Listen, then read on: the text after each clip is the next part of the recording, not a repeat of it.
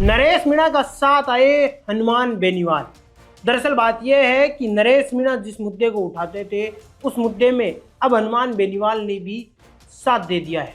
नमस्कार दोस्तों, आपका स्वागत है भारत रफ्तार में और मैं हूं आपके साथ हरी। और अगर बात करें हनुमान बेनीवाल और नरेश मीणा की, तो नरेश मीणा पहली बार जब जेल से रिहा हुए थे 8 महीने के बाद, तब नरेश मीणा ने एक मुद्दा उठाया था। वो मुद्दा था डूंगरी बांध का लेकर।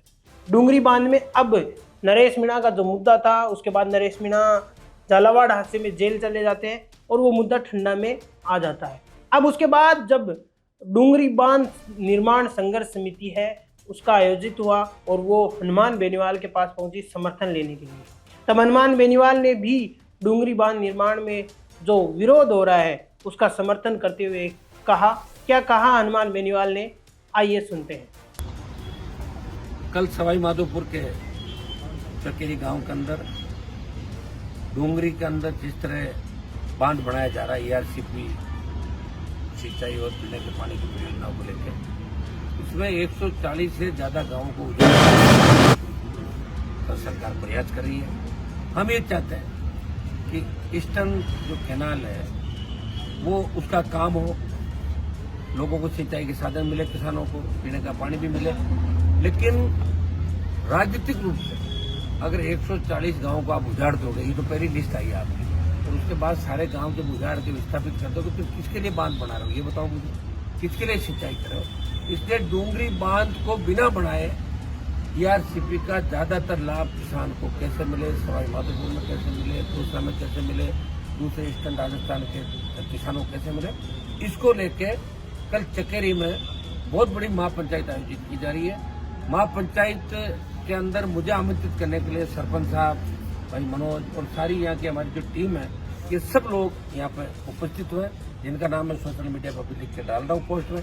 ये लोग मुझे आमंत्रित करने के लिए आए और मैं इनको आश्वस्त करता हूँ कि कल की महापंचायत के अंदर मैं शुभकामनाएं प्रेषित करता हूँ और इनको विश्वास दिलाता हूँ कि राजस्थान का जवान और किसान हमारे किसान भाइयों के गांव को उजड़ने नहीं देगा। आवश्यकता पड़ी तो पूरे राजस्थान के लोग, सर्व समाज के लोग इनको बचाने के लिए आगे मिलेंगे।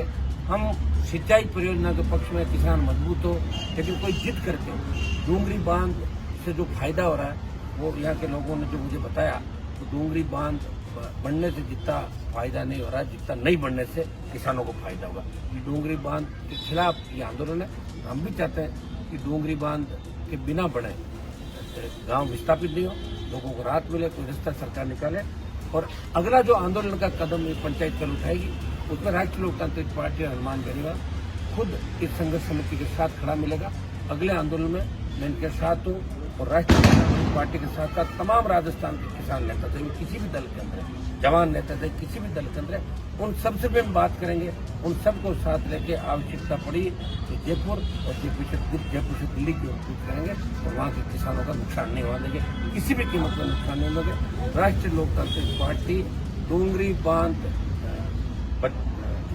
के विरोध में, रद्द कराने के विरोध में जो आंदोलन महापंचायत ले रही, जो निर्णय ले रही है, महापंचायत के निर्णय के साथ है। और डूंगरी बांध नहीं बने, रद्द हो, ये आंदोलन हमारे लोग कर रहे हैं। 4 महापंचायत बड़ी करी, कल की विशाल महापंचायत है और इसमें मैं व्यक्तिगत कारण से कल उपस्थित नहीं हो पाऊंगा, लेकिन अगले आंदोलन में इनके साथ कल मैं शुभकामनाएं प्रेषित करता हूं और मैं इनको आश्वस्त करता हूं कि राजस्थान का जवान किसान, राष्ट्रीय लोकतांत्रिक पार्टी पूरी तरीके से हमारे वहाँ के किसान भाइयों के साथ खड़ी है, वहाँ के जवानों के साथ खड़ी है, कंधे से कंधा मिलाकर लड़ाई लड़ेंगे।